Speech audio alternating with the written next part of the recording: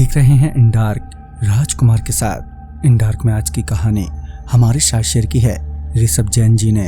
तो सबसे पहले ऋषभ जी, आपका बहुत बहुत धन्यवाद अपनी कहानी हमारे साथ शेयर करने के लिए। दोस्तों, अगर आपके पास भी ऐसी ही कोई कहानियां हैं तो हमारे साथ जरूर शेयर करें।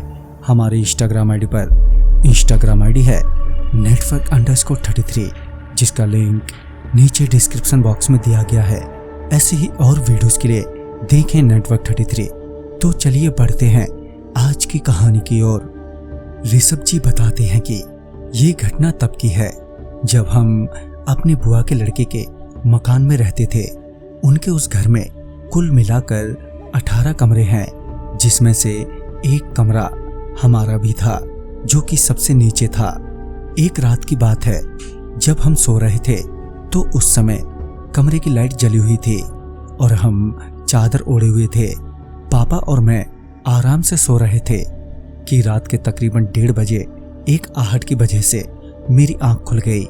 वो आहट बड़ी ही अजीब सी थी। ऐसा लग रहा था मानो कोई दौड़ रहा हो और बच्चे की तरह जोर जोर से हंस रहा हो, या कहें कि घर में बच्चे खेल रहे हों। मैंने धीरे से चादर हटाई तो पापा सो रहे थे और आसपास कोई भी नहीं था।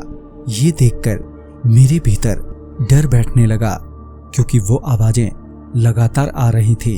मेरे कुछ समझ नहीं आ रहा था कि ये हो क्या रहा है। मैं बस डर के मारे चुपचाप आंख बंद करके चादर ओढ़े लेटा था।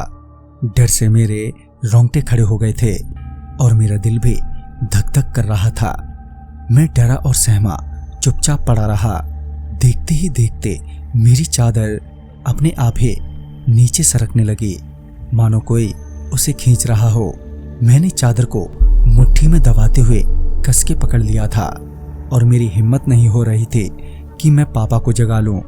पर जो कोई भी था, उसके और मेरे बीच चादर की खींचातानी अभी भी जारी थी। तभी किसी ने मुझे जोर का घूंसा मारा, जिस वजह से चादर मेरे हाथों से छूट गई और साथ ही मेरी जोर की चीख निकल पड़ी। चीख सुनते ही पापा हड़बड़ाते हुए उठे और मुझसे पूछा, तो मैंने सारी बात उनको बताई। तो पापा ने पहले तो मुझे शांत किया और फिर वो रात भर जागते रहे ताकि मैं डरूं ना। सुबह के तकरीबन 9 बजे जाकर पापा ने बताया कि उनकी भी कोई चादर खींच रहा था और किसी बच्चे की आवाजें उन्हें भी सुनाई दे रही थी। तो उन्होंने ये बात मुझे रात को नहीं बताई ताकि कहीं मैं डर ना जाऊं। बाद में हमें पता चला कि उस कमरे में एक किराएदार के 2 बच्चे मर गए थे किसी बीमारी के चलते, और उन बच्चों की आत्मा कई लोगों को भी दिखी है, पर वो कुछ करते नहीं। वो बस हंसते खेलते दिखाई पड़ते हैं। ये सब जानने के बाद हमने 2-3 दिनों में वो रूम खाली कर दिया और फिर सब कुछ ठीक हो गया। तो दोस्तों, इस कहानी में बस इतना ही। कहानी आपको पसंद आई हो तो लाइक शेयर करें और साथ ही हमें कमेंट बॉक्स में जरूर बताएं। तो मैं आपका दोस्त राजकुमार जल्द ही मिलूंगा आप ही की भेजू एक नई कहानी के साथ। तब तक के लिए बाय एंड टेक केयर।